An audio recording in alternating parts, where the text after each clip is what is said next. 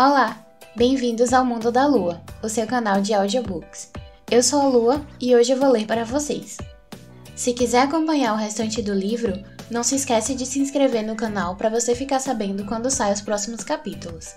Obrigada e boa leitura!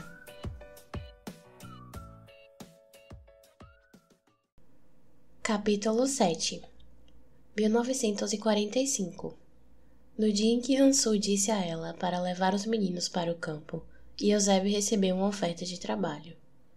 Naquela mesma tarde, o amigo de um amigo havia passado na fábrica de biscoitos e falara com ele sobre o emprego. Uma fábrica de aço em Nagasaki estava precisando de um capataz para supervisionar os trabalhadores coreanos. Havia um alojamento onde os homens podiam ficar, e cama e comida estavam incluídas, mas Eusébio não poderia levar a família. O salário era quase o triplo do seu salário atual. A família teria que ficar separada por um tempo. Quando Eusébio chegou em casa, animado com a oferta, Kyung-hee e Sung-ja também tinham notícias. Hansu estava por trás de tudo, mas o que Sung-ja podia dizer? Ao entardecer, Kim levou as mulheres e os meninos para a fazenda de Tamaguchi. Na manhã seguinte, Eusébio deixou o emprego na fábrica, fez uma mala e trancou a casa.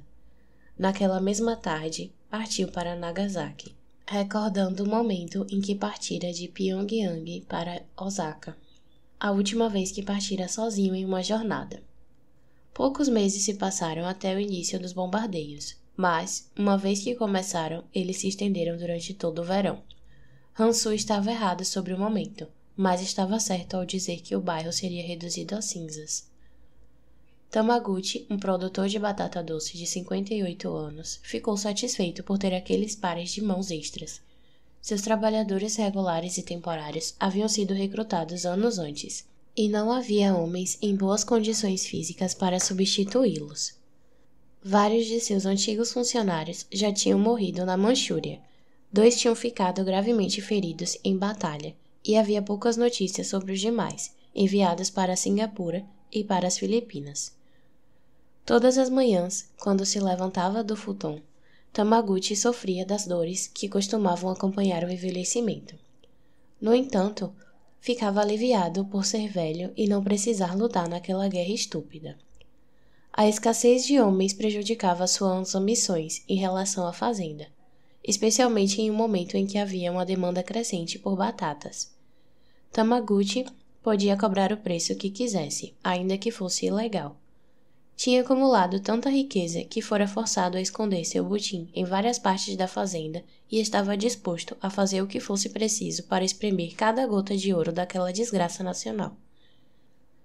Noite e dia, Tamaguchi colhia batatas, arava a terra e plantava. Sem homens, era quase impossível concluir as tarefas intermináveis da fazenda.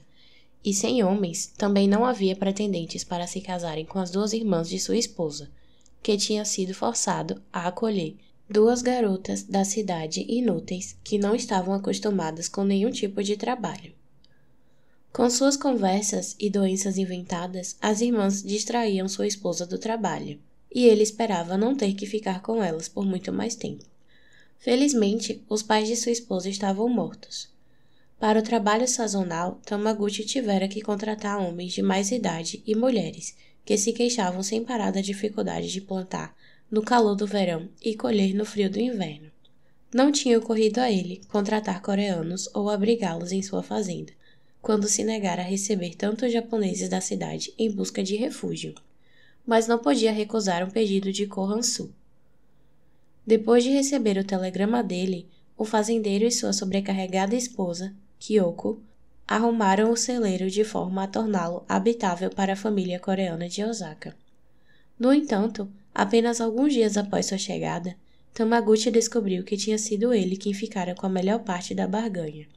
Hansu havia lhe fornecido 2 mulheres fortes que sabiam cozinhar, limpar e arar, um homem jovem que não enxergava bem, mas conseguia cavar e carregar peso, e 2 meninos inteligentes que obedeciam às instruções com perfeição. Os coreanos comiam muito, mas faziam seu trabalho e não incomodavam ninguém. Além disso, nunca reclamavam.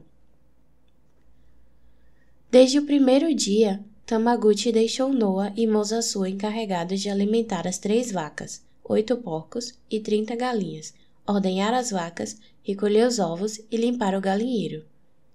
Os meninos falavam japonês como nativos, de forma que podia levá-los ao mercado para ajudá-lo a vender. O mais velho era excelente em cálculo, e sua caligrafia era clara o suficiente para que cuidasse do livro de registros. As 2 coreanas, que eram cunhadas, eram boas empregadas domésticas e muito trabalhadoras. A mais magra e casada não era jovem, mas era muito bonita, e seu japonês era bom o suficiente para que Kyoko a deixasse encarregada de cozinhar, lavar e remendar as roupas. A mais baixa, a viúva calada, cuidava com destreza da horta e trabalhava no campo ao lado do homem jovem. Os 2 trabalhavam como um par de bois. Pela primeira vez em anos, Tamaguchi se sentiu relaxado. Até a esposa estava menos irritada e repreendia as irmãs e ele menos do que o habitual. 4 meses após a chegada dos coreanos, o caminhão de Hansu chegou à fazenda ao entardecer. Hansu saiu do veículo acompanhado de uma coreana mais velha. Tamaguchi correu ao encontro deles. Os homens de Hansu costumavam ir até lá à noite para pegar as mercadorias e vender na cidade. Era raro o chefe aparecer pessoalmente. Tamaguchi. Hansu fez uma reverência. A velha se curvou diante do fazendeiro. Usava um vestido tradicional e levava 2 trouxas de tecido, uma em cada mão. Ko-san. Tamaguchi se curvou, sorrindo para a anciã. Ao se aproximar, percebeu que a mulher não era muito velha. Na verdade, talvez fosse mais jovem do que ele. Seu rosto bronzeado estava macilento e desnutrido. Esta é a mãe de Sunja, Kim Yang-jin, apresentou Hansu. Ela chegou hoje cedo de Busan. Kim Yang-jin-san. O fazendeiro pronunciou cada sílaba devagar, enquanto assimilava a ideia de que teria uma nova hóspede. Ele examinou o rosto dela, procurando alguma semelhança com a jovem viúva, mãe dos 2 meninos. Havia alguma semelhança na boca e no queixo. Suas mãos morenas eram fortes como as de um homem, com grandes dedos cheios de calos. Ela seria uma boa trabalhadora, pensou. A mãe de Sunja? É mesmo? Seja bem-vinda, disse ele sorrindo. Yang-jin, com os olhos baixos, parecia assustada. Também estava assustada. Hansu limpou a garganta. E como estão os meninos? Espero que não estejam dando trabalho. Não, de jeito nenhum. São excelentes trabalhadores, meninos maravilhosos. Tamaguchi estava sendo sincero. Ele não esperava que os meninos fossem tão capazes. Como não tinha filhos, havia imaginado que os garotos da cidade fossem mimados e preguiçosos como suas cunhadas. Em sua aldeia, até os agricultores prósperos se queixavam de seus filhos tolos, de forma que Tamaguchi e a esposa não invejavam muito aqueles que eram pais. Além disso, Tamaguchi não tinha ideia de como seriam os coreanos. Não era um homem tolerante, mas o único coreano que havia conhecido pessoalmente era Ko Han-su, e a relação deles, pouco usual, tinha começado com a guerra. Era um segredo conhecido que vários dos maiores fazendeiros vendiam seus produtos no mercado negro da cidade por intermédio de Ko Han-su e sua rede de distribuição. Mas ninguém falava sobre isso. Os estrangeiros e a Yakuza controlavam o mercado negro e havia sérias repercussões em vender produtos para eles. Ajudar Ko Han-su era uma honra. Favores criavam dívidas, e o fazendeiro estava determinado a fazer o que pudesse por ele. Ko-san, por favor, entre para tomar um chá. Deve estar com sede. Hoje está fazendo muito calor. Tamaguchi entrou na casa e, antes de tirar os próprios sapatos, ofereceu chinelos para as visitas. À sombra de choupus antigos e robustos, o interior da enorme casa estava agradavelmente fresco. O aroma de erva dos novos tatames recebeu os convidados. Na sala principal, com painéis de cedro, a esposa de Tamaguchi, Kyoko, estava sentada em uma almofada de seda azul, costurando uma camisa do marido. As 2 irmãs deitadas de bruço com os tornozelos cruzados folheavam uma antiga revista de cinema, lida tantas vezes que já sabiam o texto de cor. As 3 mulheres, extremamente bem vestidas para ninguém em particular, pareciam deslocadas na casa da fazenda. Apesar do racionamento de tecidos, a esposa do fazendeiro e suas irmãs não tinham passado por nenhuma privação. Kyoko usava um elegante kimono de algodão, mais adequado para a esposa de um comerciante de Tóquio, e as irmãs vestiam elegantes saias azul marinho e blusas de algodão, como universitárias de filmes americanos. Quando as irmãs ergueram o queixo para ver quem havia entrado na casa, seus rostos pálidos e bonitos emergiram debaixo da longa franja dos modernos cortes de cabelo. A guerra havia levado tesouros de valor inestimável para a casa de Tamaguchi. Valiosos pergaminhos de caligrafia, rolos de tecido, mais kimonos do que as mulheres jamais poderiam usar, armários laqueados, joias e pratos, relíquias de família que os moradores da cidade estavam dispostos a trocar por um saco de batatas e uma galinha. Ainda assim, as irmãs sentiam falta da vida na cidade, os novos filmes, as lojas de Kansai e as luzes elétricas que não piscavam. Estavam cansadas da guerra, dos intermináveis campos verdes e da vida na fazenda de modo geral. De barriga cheia e bem instaladas, sentiam apenas desprezo pelo cheiro de óleo da lamparina, pelos animais barulhentos e pelo cunhado rústico, que não parava de falar sobre o preço das coisas. As bombas americanas haviam destruído os cinemas, as lojas de departamento e suas amadas confeitarias, mas as lembranças cintilantes desses prazeres urbanos ainda exerciam fascínio sobre elas, alimentando seu crescente descontentamento. Elas se queixavam diariamente à irmã mais velha, a mais simples e sacrificada das três, da qual haviam zombado no passado por ter se casado com um primo distante do campo, e que agora reunia ouro e kimonos para seus dotes. Quando Tamaguchi limpou a garganta, as meninas se sentaram e tentaram parecer ocupadas. Assentiram para Hansu e olharam para a baía imunda da saia longa da coreana sem conseguir reprimir uma careta. Yang Jin fez uma grande reverência diante das três mulheres e permaneceu junto à porta, sem esperar ser convidada para entrar, o que de fato não aconteceu.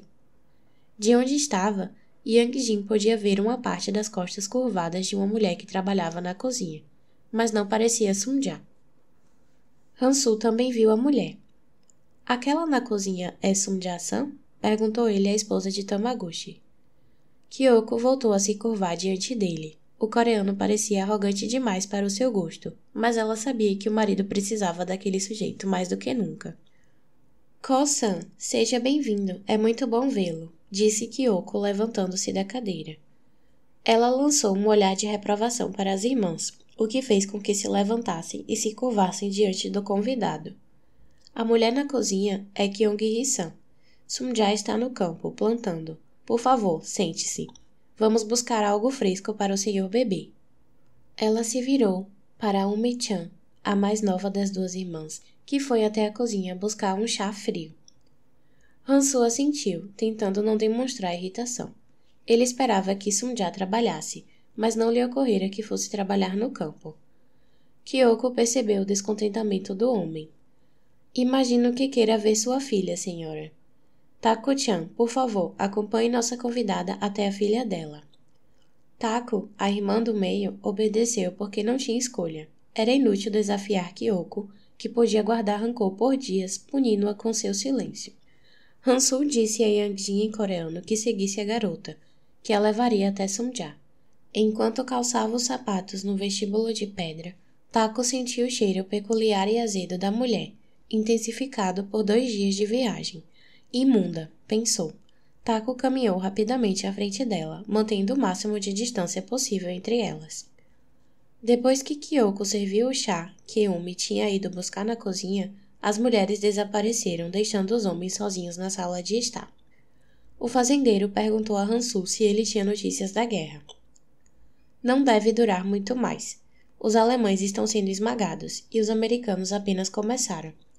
O Japão vai perder esta guerra. A questão é apenas quando", disse Hansu sem nenhum vestígio de pesar ou satisfação. "Quanto antes essa loucura acabar, melhor. Antes que mais bons rapazes percam a vida, não acha?" Sim, é isso mesmo", respondeu Tamaguchi em um sussurro, desanimado. Ele queria que o Japão vencesse, é claro, e sem dúvida, Hansu conhecia a realidade, mas, Mesmo que o Japão não vencesse, o fazendeiro não queria que a guerra terminasse ainda. Falava-se em fermentar batata doce para produzir combustível de avião.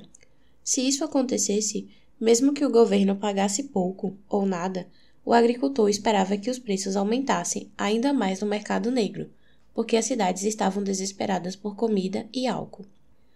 Com apenas mais uma ou duas colheitas, Tamaguchi teria ouro suficiente para comprar os 2 vastos lotes de terra ao lado do dele. O dono da terra estava ficando velho e cada vez menos interessado em trabalhar. Ser proprietário de todo o sul da região em um único lote tinha sido o maior desejo de seu avô. Hansu interrompeu os devaneios do fazendeiro. Então, como está sendo a vida com eles aqui? Tamaguchi assentiu. Eles são de grande ajuda. Gostaria que não tivessem que trabalhar tanto, mas, como você sabe, me faltam homens. Eles sabiam que precisariam trabalhar. Hansu assentiu para tranquilizá-lo, consciente de que com seu trabalho eles estavam pagando pelo alojamento e pela comida, além de proporcionar um grande lucro ao fazendeiro. Mas ele não via problema nisso, desde que Sunja e sua família não fossem maltratados. Vai ficar aqui esta noite? Perguntou Tamaguchi. Está muito tarde para viajar, e assim janta conosco. Kyung-hee-san é uma cozinheira excepcional. Tako não precisou levar a velha muito longe. Quando viu Sunja curvada no vasto campo escuro, Yang Jin agarrou a barra da saia longa, enrolou ao redor do corpo para liberar as pernas e correu o mais depressa que pôde na direção da filha. Ao ouvir os passos apressados, Sunja levantou a cabeça. Uma mulher minúscula vestindo um hanbok cru corria até ela. Sunja deixou a enxada cair. Os ombros pequenos, o coque grisalho na nuca, o laço da blusa curta, cuidadosamente atado em um retângulo. Um mar. Como aquilo era possível? Sunja pisou nas 2 mudas de batata em seu caminho para alcançá-la. Ah, minha filha, minha filha. Ah, minha filha. Sunja a abraçou com força, sentindo as clavículas pontudas de Yang Jin sob o tecido da blusa.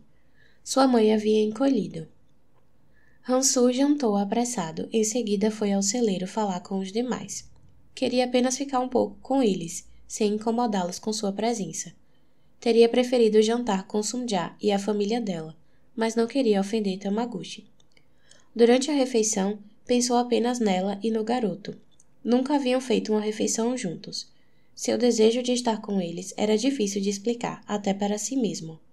Quando chegou ao celeiro, se deu conta de que Kyung-hee havia preparado 2 refeições na cozinha de Tamaguchi, um jantar japonês para a família Tamaguchi e um coreano para os demais.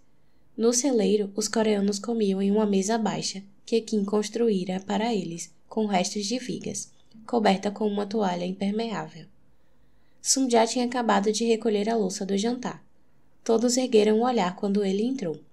Os animais ficavam mais calmos à noite, mas não em silêncio. Os odores eram mais fortes do que Hansu se lembrava, mas sabia que logo ficariam menos perceptíveis. Os coreanos viviam nos fundos do celeiro, e os animais ficavam na parte da frente, com fardos de feno entre eles. Kim havia construído uma divisória de madeira. Ele e os meninos dormiam de um lado e as mulheres do outro. Yang Jin, que estava sentada no chão entre os netos, levantou-se e fez uma reverência. No caminho para a fazenda, havia agradecido a ele inúmeras vezes e agora, reunida com sua família, continuava a repetir obrigada, obrigada, enquanto abraçava os netos que pareciam envergonhados. Ela berrava como uma velha coreana. Kyung-hee ainda estava na cozinha da casa lavando a louça do jantar. Quando terminasse, ia preparar o quarto de hóspedes para Hansu. Kim estava no galpão atrás do celeiro, onde eles tomavam banho, ocupado em aquecer a água para o banho de todos. Kyung-hee e Kim haviam assumido as tarefas noturnas de Sunja para permitir que ela ficasse com a mãe. Nenhum deles suspeitava das razões pelas quais Hansu se esforçara para tirar Yang Jin da Coreia. Enquanto Yang Jin chorava, Sunja observou Hansu, incapaz de compreender aquele homem que nunca havia saído de sua vida. Hansu se sentou na grande pilha de feno diante dos meninos. Comeram todo o jantar? Perguntou-lhes em coreano. Os meninos olharam para ele, surpresos por ouvi-lo falar coreano tão bem. Achavam que o homem que tinha trazido a avó era japonês, porque estava muito bem vestido e Tamaguchi o havia tratado com muita deferência. Você é Noah, disse Hansu, examinando atentamente o rosto do garoto. E tem 12 anos. Sim, senhor, respondeu Noah. O homem usava roupas muito elegantes e lindos sapatos de couro. Parecia um juiz ou alguém importante saído do pôster de um filme. O que está achando de morar na fazenda? É bom, senhor. Tenho quase 6 anos, interveio Mosasu, algo que tinha o costume de fazer sempre que o irmão mais velho estava falando. Comemos muito arroz aqui. Eu poderia comer tigelas e mais tigelas de arroz. Tamaguchi-san disse que preciso comer bem para crescer. Ele me disse para não comer batatas, e sim arroz. Gosta de arroz, senhor? Perguntou o garoto a Hansu. Noah e eu vamos tomar banho hoje à noite. Em Osaka, não podíamos tomar banho com frequência porque não havia combustível para esquentar a água. Gosto mais dos banhos na fazenda, porque a banheira é menor do que a do centro. O senhor gosta de banho? A água é muito quente, mas a gente se acostuma, né? E as pontas dos dedos ficam enrugadas como as de um homem velho quando ficam muito tempo no banho. Mosasu arregalou os olhos. Mas meu rosto não enruga, porque sou jovem. Hansu riu. A criança mais nova não tinha nada da formalidade de Noah. Ele parecia um espírito livre. Fico feliz que estejam comendo bem aqui. É bom saber. Tamaguchi-san disse que são excelentes trabalhadores. Obrigado, senhor, disse Mosasu. Queria fazer mais perguntas ao homem, mas se conteve quando ele se dirigiu ao irmão. Quais são as suas tarefas, Noah? Limpamos os estábulos, alimentamos os animais e cuidamos das galinhas. Também faço registros para Tamaguchi-san quando vamos ao mercado. Sente falta da escola? Noah não respondeu. Sentia falta de resolver problemas de matemática e de escrever em japonês. Sentia falta do silêncio enquanto fazia os deveres de casa, porque ninguém o incomodava quando ele estava estudando. Nunca sobrava muito tempo para ler na fazenda, e além disso, não tinha livros. Fiquei sabendo que você é muito bom aluno. No ano passado, quase não tive aulas. Em Osaka, as aulas eram canceladas com frequência. Ao contrário dos outros meninos, Noah não gostava dos treinamentos com baionetas e das inúteis simulações de ataques aéreos. Embora não quisesse se separar do tio Yosebi, estar na fazenda era melhor do que ficar na cidade, porque ali se sentia seguro. Na fazenda nunca ouvia aviões, e havia muito menos simulações de bombardeios. A comida era abundante e deliciosa. Comiam ovos todos os dias e bebiam leite fresco. Dormia profundamente e acordava sentindo-se bem. Quando a guerra terminar, suponho que vá voltar para a escola. Gostaria de voltar? Perguntou Hansu. Noah fez que sim com a cabeça. Sumja se perguntou como iriam viver então. Depois da guerra, havia planejado voltar para Yeongdo, mas a mãe lhe disse que não havia mais nada lá. O governo tinha aumentado os impostos cobrados do proprietário da pensão, que vendera a casa a uma família japonesa. As criadas tinham arranjado emprego em uma fábrica na Manchúria, e não tinha notícias delas. Quando Hansu localizou Yang-jin, ela estava trabalhando como empregada doméstica para um comerciante japonês em Busan, dormindo na despensa. Hansu tirou suas revistas de histórias em quadrinho do bolso do paletó. Tome. Noah as aceitou com ambas as mãos, como sua mãe havia ensinado. As histórias estavam escritas em coreano. Obrigado, senhor. Sabe ler em coreano? Não, senhor. Poderia aprender, sugeriu Hansu. Tia Kyung-hee pode nos ajudar a ler, disse Mosasu. Tio Yosebi não está aqui, mas da próxima vez que o encontrarmos podemos surpreendê-lo. Vocês deveriam aprender a ler em coreano. Um dia talvez possam voltar, sugeriu Hansu. Sim, senhor, disse Noah. O menino imaginava que a Coreia seria um lugar pacífico onde ele seria normal. Seu pai lhe contara que Pyongyang, onde havia nascido, era uma cidade bonita, e Yeongdo, a cidade natal de sua mãe, era uma ilha tranquila, com pesca abundante em água azul esverdeada. De onde o senhor é? Perguntou Noah. De Jeju. Não é longe de Busan, cidade de sua mãe. É uma vila vulcânica. As pessoas cultivam laranjas lá. Dizem que o povo de Jeju é descendente de deuses. Ele piscou. Um dia vou levar você lá. Eu não quero morar na Coreia. Quero ficar aqui na fazenda, exclamou Mosasu. Sunja deu tapinhas em suas costas. Ma, devíamos morar na fazenda para sempre. Tio Yoseb vai vir para cá em breve, não vai? Kyung-hee surgiu então, após terminar suas tarefas. Mosasu correu até ela com os quadrinhos. Pode ler para mim? Mosasu a levou até a pilha de futons dobrados que usavam como cadeiras. Kyung-hee fez que sim com a cabeça. Noah, venha. Vou ler para vocês, meninos. Noah se curvou rapidamente diante de Han-soo e se juntou a Kyung-hee e Mosasu. Yang-jin seguiu o neto, deixando Sunja na mesa. Quando ela fez menção de se levantar, Han-soo fez um gesto para que se sentasse. Fique, ele parecia sério. Fique um pouco mais, quero saber como você está. Estou bem, obrigada, respondeu ela com a voz trêmula. Obrigada por trazer minha mãe. Havia mais coisas que precisava dizer, mas era difícil. Você pediu notícias dela, e achei que seria melhor que ela viesse para cá. As coisas estão muito ruins no Japão, mas estão piores na Coreia. Talvez a situação melhore quando a guerra terminar, mas as coisas vão piorar antes de se estabilizarem. Como assim? Quando os americanos vencerem, não sabemos o que os japoneses vão fazer. Vão sair da Coreia, mas quem vai ficar responsável pelo país? O que vai acontecer com todos os coreanos que apoiaram os japoneses? O caos vai se instalar. Haverá mais derramamento de sangue. Você não vai querer estar por perto. Não vai querer que seus filhos estejam por perto. O que você vai fazer? Perguntou ela. Ele a encarou. Vou cuidar de mim e dos meus. Acha que confiaria minha vida a um bando de políticos? As pessoas que estão no comando não sabem de nada, e aqueles que sabem não se importam. Sunja refletiu sobre isso. Talvez Han-soo tivesse razão, mas por que deveria confiar nele? Apoiou as mãos no chão para se levantar, mas ele balançou a cabeça. É tão difícil assim conversar comigo? Por favor, sente-se. Sunja se sentou. Tenho que cuidar dos meus filhos, você deveria entender. Os meninos olhavam atentamente para as páginas dos quadrinhos. Kyung-hee lia os diálogos com emoção, e até Yang-jin, que não sabia ler, ria com as crianças das tolices que os personagens diziam. Eles estavam absortos na história, e seu rosto parecia, de alguma maneira, mais suave, como se estivessem tranquilos. Eu vou ajudá-la, disse Han-soo. Não precisa se preocupar com o dinheiro, nem... Está nos ajudando agora porque não tenho escolha.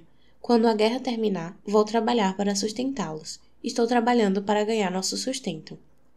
Quando a guerra terminar, posso arranjar uma casa para você e lhe dar dinheiro para cuidar dos meninos. Eles deveriam ir para a escola em vez de ficar limpando esterco de vaca. Sua mãe e sua cunhada também podem morar com vocês. Posso arranjar um bom emprego para o seu cunhado. Não tenho como explicar você para minha família, disse Sunja. Ela se sentia como se estivesse mentindo o tempo todo. No que Han-soo estaria pensando? Perguntou-se. Com certeza não a desejava mais. Ela era uma viúva de 29 anos, com 2 filhos pequenos para alimentar e educar. Sunja não era velha, mas não conseguia imaginar que um homem a desejasse. Se antes não era bonita, agora não era nem sequer atraente. Era uma mulher normal, com rosto de camponesa e a pele manchada e enrugada pelo sol. Seu corpo era forte e robusto, maior do que quando ela era menina. Na vida, fora desejada por 2 homens. Era difícil imaginar que isso voltasse a acontecer. Às vezes, sentia-se como um animal da fazenda que um dia se tornaria inútil. Antes que esse dia chegasse, tinha que garantir que seus filhos ficariam bem, depois que ela partisse. Você tem filhos, não é? 3 filhas. E o que suas filhas achariam de mim? De nós? Sussurrou ela. Minha família não tem nada a ver com vocês. Entendo. Sunja engoliu, a boca seca. Sou grata por esta oportunidade, de trabalhar e estar em segurança. Mas, quando a guerra terminar, vou conseguir outro trabalho e sustentar os meninos e minha mãe. Vou trabalhar até não poder mais. Sunja se levantou do chão e tirou o feno da calça de trabalho. Incapaz de respirar normalmente, virou-se e olhou para o boi. Seus enormes olhos escuros, cheios de um sofrimento sem fim. Será que os outros teriam notado os 2 conversando? Eles pareciam estar concentrados nos quadrinhos. Sunja cobriu a mão esquerda com a direita. Apesar de tê-las lavado, as cutículas ainda estavam cheias de terra.